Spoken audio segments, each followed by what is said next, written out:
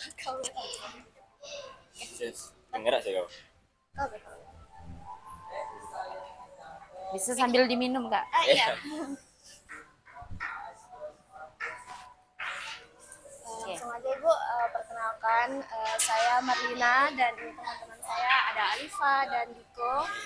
Jadi kami dari Prodi Pendidikan Bahasa Inggris Universitas Jambi yang saat ini kami sedang menjalani proyek tengah semester dan akan dilanjutkan untuk semester ujian semester pada mata kuliah Language Based Entrepreneurship. Jadi sehubungan dengan itu kami ingin menanyakan secara singkat terkait bagaimana peran English course ini yang dimana dihandle oleh Bapak dan Ibu. Untuk Peran ya tadi? apa? Gimana? Menanyakan secara singkat gimana Sejarahnya? Iya. Oke. Sebenarnya ya, kita di sini sebenarnya juga orang pendatang ya, saya sendiri aslinya orang Jawa Timur. Kalau suami orang Jambi tapi tinggalnya aslinya kita di Rantau Rasau, Sabah. Karena satu lain alasan akhirnya menyebabkan kita harus stay di Jambi karena waktu itu orang tua sakit dan akhirnya kita yang awalnya kerja di Jakarta karena COVID kita harus pulang dan menemani orang tua dan beliau harus dirawat. Dari situlah based on-nya kita tinggal di Jambi yang menyebabkan kita harus struggling untuk mencari pencaharian baru. Nah, dari situ kita dulunya awalnya tidak ada niatan untuk berwirausaha di bidang bahasa Inggris karena kita tahu background saya pendidikan, suami beliau dulunya adalah trainer manajer Shopee Paris. Nah, dari situ pengalaman dari saya akhirnya mencoba untuk apply mengajar di sekolah di sekitar Jambi, ternyata kurang cocok dengan waktunya dengan saya. Suami mengajak untuk membuka usaha baru. Disitulah akhirnya kita memutuskan untuk membuka usaha baru, melihat peluang sekaligus kesempatan, akhirnya terwujudlah WIC ini. Jadi based on-nya bukan karena kita kemampuan kita di bahasa Inggris, tapi lebih kepada kebutuhan. Kita melihat di sini banyak lingkungan sekolah, kemudian ada universitas. Alasannya adalah di situ, ini peluang nih di bidang pengembangan bahasa. Barulah kita dengan kemampuan yang kita miliki, ada tiga orang nih pendirinya. Jadi saya, kemudian suami, satu lagi adalah adik ipar cewek yang kebetulan yang sebenarnya tutor dari Pare itu adalah adik kami. Cuman kami di sini beliaunya memang ahli di bidang entrepreneurship, saya ahli manajemen di bidang pendidikan. Nah, adik saya di bidang bahasa Inggris. Disitulah kita kolaborasi untuk mencetuskan sebuah lembaga baru. Pastinya sebuah usaha itu tidak diawali dengan mudah ya, karena kita bukan privilege dari keluarga ataupun privilege dari lingkungan, kita selagi dari nol. Jadinya kita coba untuk membuka peluang, kita buka kerjasama dan kita buka coba trial, kita datangin kampus dulu. Kita target awalnya adalah mahasiswa kampus, karena kita kira dengan dekat dari Unja sama UIN itu peluangnya lebih besar. Tapi ternyata saat kita buka ternyata waktunya libur. Akhirnya kita putar otak untuk mencari kesempatan baru, yaitu peluangnya ke anak-anak. Disitulah kita launching di tahun 2023 bulan Februari. Jadi ini masuk tahun ketiganya. Ya, seperti itu kurang lebih. Dan pastinya perjalanan pun tidak langsung mulus. Dari mulai mencari siswa, dari yang awalnya kita belum dikenal, akhirnya mencari siswa, membuka kesempatan-kesempatan untuk kerjasama, dan barulah ada banyak trust yang diberikan kepada kita, akhirnya kita bisa sustain sampai saat ini. Jadi seperti itu sih. Berarti dengan adanya 3 tahun ini kemudian berjalan, ada nggak ibu tuh pernah ngerasa kayak ada struggle yang harus dihadapi? Pastinya ya. Jangan bedanya inilah yang membedakan wirausaha sama employer ya. Kalau employer kayak mungkin jadi guru, jadi apa tuh namanya pegawai atau yang lainnya, itu kan mereka kita bekerja pasti nanti dapat gaji. Iya. Tapi kalau wirausaha itu berpikir bukannya mendapat gaji, tapi berpikir bagaimana usaha itu bisa berjalan dan bisa bertahan.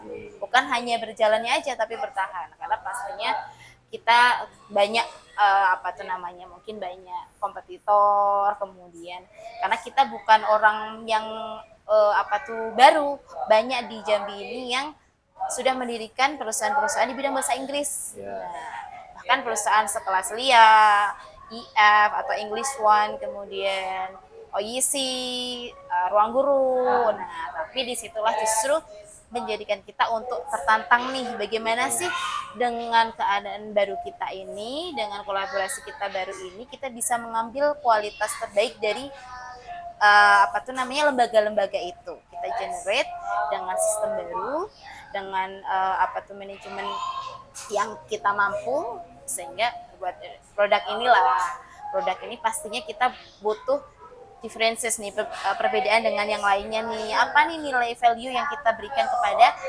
customer kita. Nah, disitulah kita akhirnya terus belajar, dan tentunya di setiap ada tantangan pasti ada pembelajaran yang kita ambil. Mungkin berawal dari tantangan yang kita dapatkan, oh ada hambatan nih, kayak kita setahun pertama itu dari yang awalnya siswa kita bakar duit ya, kalau istilah orang usaha itu bakar duit, kita buat kelas-kelas gratis. Nah, kita buat kelas gratis, kelas diskon sebanyak-banyaknya. Dari yang awalnya periode pertama itu 50 orang, itu masuk ke periode kedua karena sudah mulai normal, itu bisa itu turun jadi 80%, jadi tinggal 10 orang.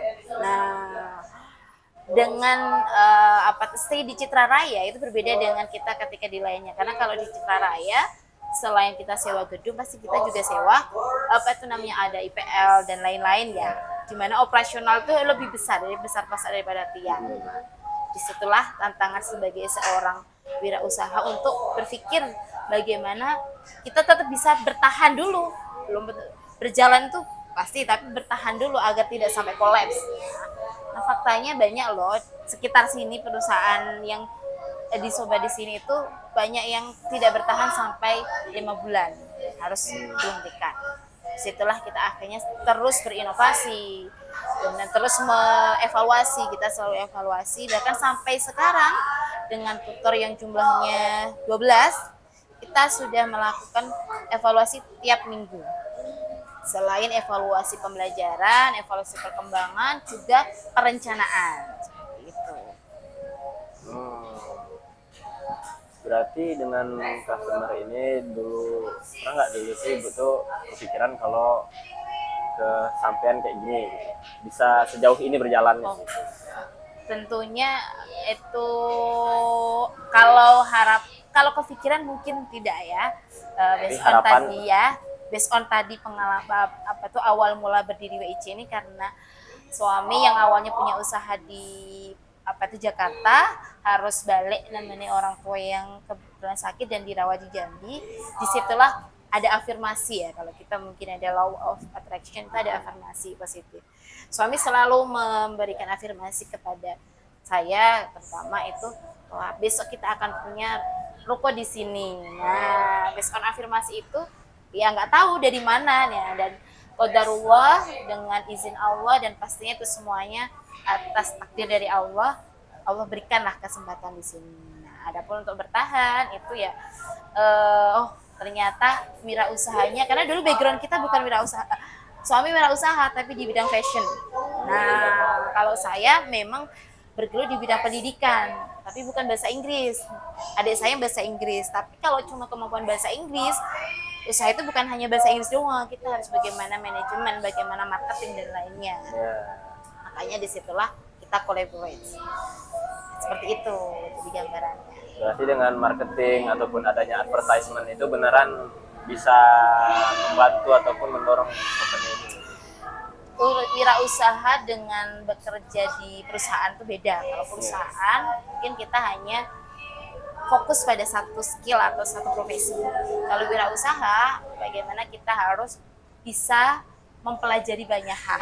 Karena dalam berusaha itu kan bukan hanya sebagai production ya, kita juga dibutuhkan marketing, kita dibutuhkan manajerialnya, kita manajer finansialnya, operasionalnya dan lain sebagainya. Jadi kita harus mementingkan banyak hal dan kita harus terbuka sampai sekarang nih zamannya zaman digital.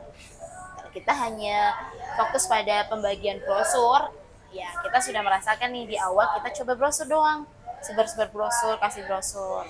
Ternyata evaluasi, oh ternyata kurang berhasil nih, berarti kita harus cari cara nih. Oh kelihatannya barulah di bulan setelah 8 bulan kita baru coba, kita buat program baru yang mungkin bisa menjadi engagement baru buat customer. Nah, setelah itu jadi dari awal 3 orang ini kita nggak langsung punya karyawan, kita stay dulu sampai 1 tahun, 3 orang bertahan, operasional sudah masuk, baru mulai coba untuk itu rekrutmen. Nah di situ ternyata peluang di digital, kita coba masuk ke dunia digital.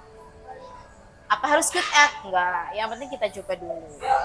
Jadi tidak menunggu mahir dulu untuk memulai sesuatu hal, karena profesionalitas atau keahlian itu dimulai dari langkah awal, langkah kecil. Kalau untuk Ibu ada mau ngerekrut kayak orang pekerja ataupun pengajar di sini, itu tuh apa cuman dengan kemampuan dia dalam bahasa Inggris itu udah cukup atau butuh lagi teaching ataupun skill dia mengajar atau komunikasi yang lebih baik, atau cuman bahasa aja sudah cukup? Karena kita kursusan itu kemampuan bahasa Inggris aja tidak cukup. Dan kita kursus bahasa Inggris itu kan kalau ada bahasa Inggris untuk speaking, ada bahasa Inggris untuk mengajar dan lain sebagainya ya. Kemampuan bahasa Inggris aja tidak cukup, karena yang mereka hadapi, para tutor-tutor yang mereka hadapi bukan hanya belajar sendiri, tapi bagaimana mentransfer pengetahuan mereka kepada anak-anak student. Dan student di sini bukan hanya satu level SMA atau SMP. Di sini semua tutor kalau sudah sanggup masuk di sini berarti mereka ready untuk mengajar di berbagai level yang mereka akan hadapi. Jika memang mau mendapatkan jam lebih banyak, otomatis di situ kita butuh yang memang ready untuk bisa mengajar. Nah, apakah kita masuk langsung siap? Enggak. Kita justru membuka teman-teman yang mungkin justru masih belajar ya, karena kita tahu bahwa mahasiswa yang masih belajar ini itu semangat belajarnya harusnya lebih tinggi. Karena apa? Dan semangat strugglingnya harusnya lebih tinggi, karena mereka kan bagaimana bisa manajemen mereka belajar di kampus dengan mereka mencoba untuk side job freelance. Nah disitulah, dan di situ kita mintanya mereka nggak langsung kita terima, ada namanya internship, tahap magang. Jadi mereka harus masuk dulu sama kualifikasinya sama kita, dalam arti mereka sanggup nggak berkomitmen untuk mengikuti, mereka sanggup nggak untuk melaksanakan tugas dengan diajari berbagai hal. Kemudian setelah itu masuk probation, mereka akan masuk ke probation 3 bulan, kalau lolos berarti bisa lanjut. Di training di bagian internship itu tadilah mereka akan belajar banyak hal yang nanti walaupun mereka masuk itu masih newbie, belum tahu gimana cara ngajar yang baik, belum tahu metodologi, belum tahu apa-apa. Di kelas internship itu kita akan ajarin mereka selama 1 bulan berbagai hal, baik itu cara editing, cara membuat pengajaran dan seperti itu, pendekatan dan lain sebagainya. Jadi kita nggak menerima produk jadi, tapi kita menerima teman-teman yang siap untuk belajar, untuk bertumbuh. Berarti kalau soal internship ataupun apa itu tuh kayak kita terbuka, untuk umum, baik yang masih kuliah maupun fresh graduate, asalkan mau mengikuti prosedural internship. Komitmen 30 hari bisa mengikuti, komitmen mengerjakan tugas tuh kita ngajarin editing, berarti kan ada proyek yang harus diedit. Gimana kita ngajarin cara membuat materi, berarti ada proyek pembuatan materi. pastinya itu akan bermanfaat ke kehidupan mereka baik di sekolah maupun di kuliah maupun di lainnya. Berarti di sini apa ada juga semacam online learning ataupun apakah kayak Zoom?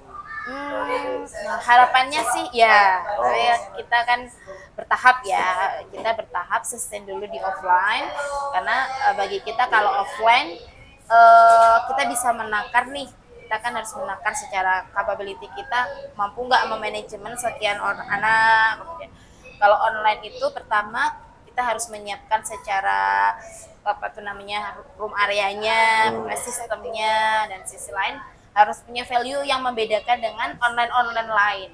Oh, Ya kan kalau online lain yang mungkin sudah populer kan banyak tuh dari Pare, dari mana.